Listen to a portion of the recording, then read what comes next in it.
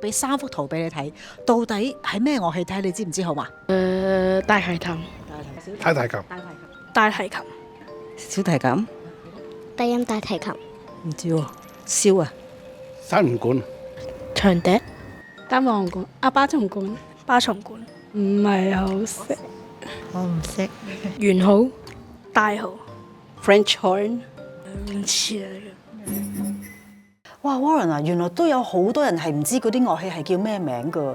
咁都真係其實幾難嘅，因為一個樂團裏面有咁多唔同嘅樂器，要知道晒咧，都可能真係要學下先知嘅。係，咁我想問下咧，Mr. Lee 啊，啲小朋友咧學啲冷門樂器咧，係咪有機會入名校啊？咧，你嗰間名校咧？名校喂，我真係唔敢講，因為咧其實咧收生咧都唔係有我話事嘅。不過我又可以解釋點解有一個咁嘅諗法啦，或者其實因為間學校咧就想有一隊樂隊啊嘛，儲齊嗰啲樂器咧，即係有10幾款唔同啊嘛。係啊。咁啊，梗有啲咧樂器嗱，好似呢啲大件啲嘅，係啊。就冇咁受歡迎嘅，即係有可能冇旋律拉啊，咁樣啲家長可能會哇咩又重啦咁重係啦係啊，又重，有啲又貴，係跟住又冇旋律，跟住咧啲聲又好似老牛咁嘅聲。學嚟做咩啫？咁係啦，咁但係其實一個樂隊咧，一定要有呢啲低音啊、中音嘅樂器，咁全部人都拉出嚟琴咁啊，係咁就唔係一個樂隊啦。係啊咁所以喺學校嘅立場咧，當然就真係歡迎咧一啲多啲同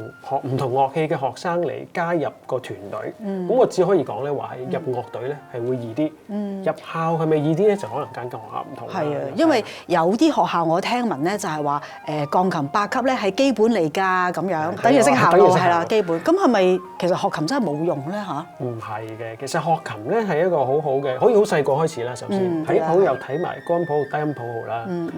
咁亦都練到你左右手嘅協調啦。咁係一個好好嘅開始學習音樂嘅樂器。咁但係唔一定學咗鋼琴先學。係咯。低音大提琴咧係唔係嘅？係咯。係咪要考完8級先可以學第二個樂器咧？咁就其實香港嘅小朋友咁忙咧，我其實學2個樂器嗰啲咧，我真係好佩服佢哋。係。我會其實同家長講，其實冇時間嘅話咧，即係不如將啲時間擺晒練一個樂器。係啊，所以我都覺得建議啲家長真係考慮翻個小朋友佢嘅行程係點樣，同埋佢嘅能力同埋佢喜好咯，係啦，因為喺我哋音樂兒童基金會裏面咧，我哋每個小朋友都係可以去試咗唔同樂器先㗎。咁喺佢哋試晒唔同樂器之後咧，跟住佢先至因應佢自己嘅喜好，同埋老師佢嘅覺得嗰個小朋友啊，可能有啲小朋友係特別手長啲嘅，雖然佢可能細隻啲，但係你諗唔到佢隻手長，咁佢咪可能佢適合呢個長號咯。有啲小朋友係中意低音嘅，其實你俾佢攞小提琴長笛，佢係唔中意嘅。咁佢就有一個咁嘅機會可以去試晒唔同樂器。其實呢個真係好重要嘅，個個學生中意嘅嘢咧，同埋真係有啲咧同佢個嘴型啊、手長啊，即係如果你揾個好矮嘅小朋友去拉低音大提琴咁樣就麻煩啦。係啊，咁所以呢個最重要係學生自己本身中意。冇錯，呢個好緊要，所以希望咧家長可以多啲考慮呢樣嘢。食咩？阿 Sir，唔好。係，hello。想訪問下你先嚇，咁啊係啦，我想問下咧，你玩嘅樂器係咩啊？我玩大號嘅，我玩長號。哦，咦，兩個都係冷門樂器嚟嘅喎。都比較冷門。咁點解你當初會學呢個樂器嘅？因為我嗰陣時係班入邊最高嘅，跟住佢就你大隻啊，你吹 tuba 啦。係我個嘴望落口咧，跟住佢叫我吹長號咁樣咯。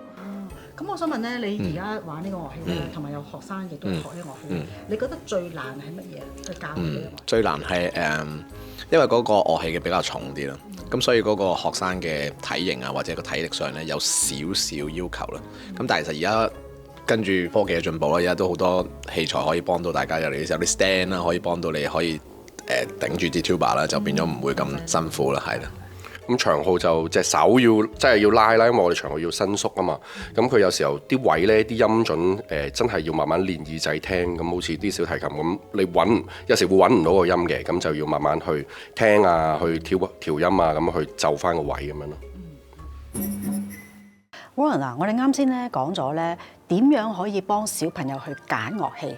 其實你啱先講得好好啊，就係佢哋嘅手長啊、嘴型啊，同埋佢哋可能係嗰個身形啊咁樣樣。咁仲有啲咩嘅因素咧要去考慮去幫小朋友揀樂器咧？現實啲講咧，其實價錢都係啦，即係樂器即係有平有貴噶嘛。係咁我話喂，牧童笛最平喎，咁喂唱歌唔使錢喎，係嘛？咁仲有就係喂樂器 size 幾大，屋企擺唔擺得落？其實話學鋼琴好似咦有齊10隻手指，其實唔使10隻手指都可以開始學嘅。咁啊，但係屋企擺唔擺得落一部琴？有冇得練？因為唔係淨係學啊嘛，唔係學游水咁就有即係你學游水你有泳池就得啦嘛。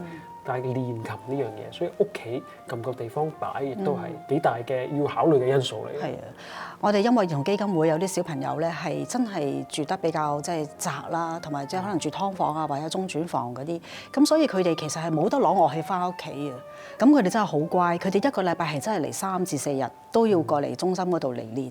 啱先我哋就係傾偈嘅時候咧，其實我哋用咗4個字去形容佢哋係排除萬難。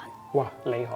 我見到有啲學生係排除萬難咁樣去揾啲理由出嚟練琴嘅，所以真係要珍惜，即係有得練咧係一個好開心。其實練習咧比學習咧係更加重要，因為一個禮拜你可能第一堂啊嘛，但係有6日咧要靠自己練。係啊，因為我都好欣賞同埋真係覺得佢哋真係好犀利，佢哋係音樂放咗喺佢哋嘅生命裏面咧，改變咗佢哋。我覺得咧佢哋嗰個堅持咧係我哋真係覺得係好欣賞嘅。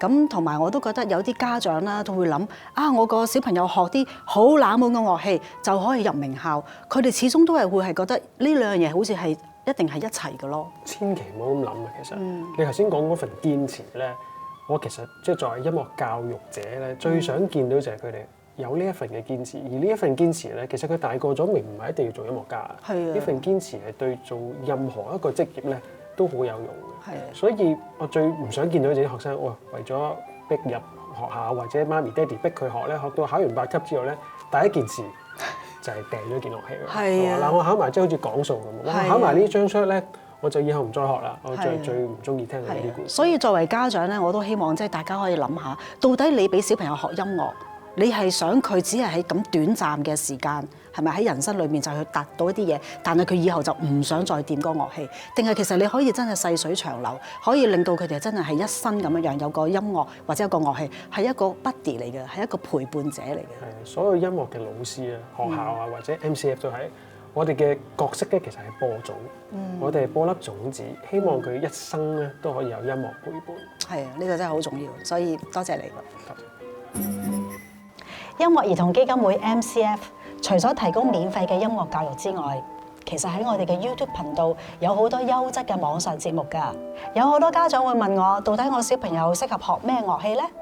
喺我哋嘅 YouTube 頻道裏面就有10集嘅網上音樂會，喺嗰度你會見到有4大家族嘅介紹，可以俾一個咁樣嘅機會俾你嘅小朋友可以聽下唔同樂器所發出嘅聲音，同埋喺管弦樂團所扮演嘅角色。喺嗰度有好多嘅資訊可以一一咁樣解答到你嘅。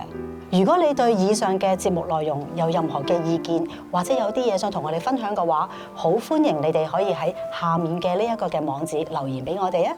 另外，我哋好希望可以繼續幫到更加多嘅基層兒童同埋佢哋屋企人可以享受免費嘅音樂教育。如果你對我哋基金會或者我哋嘅節目係有所感動嘅話，好希望你哋可以嚟到呢一個嘅 QR Code 繼續贊助我哋啊！最後唔好唔記得要 like 我哋嘅節目同埋訂閱我哋嘅頻道啦。仲有啊，撳下呢個鐘仔啊！我哋下次再見。大家又知唔知喺芸芸嘅樂器裏面，邊一種樂器咧係最平？我講嘅咧係專業用演奏級嘅，會唔會係牧童笛？其實咧係人聲啦。首先真係人聲會最平，因為唔使錢啊嘛。但係咧牧童笛咧啲木可以好貴。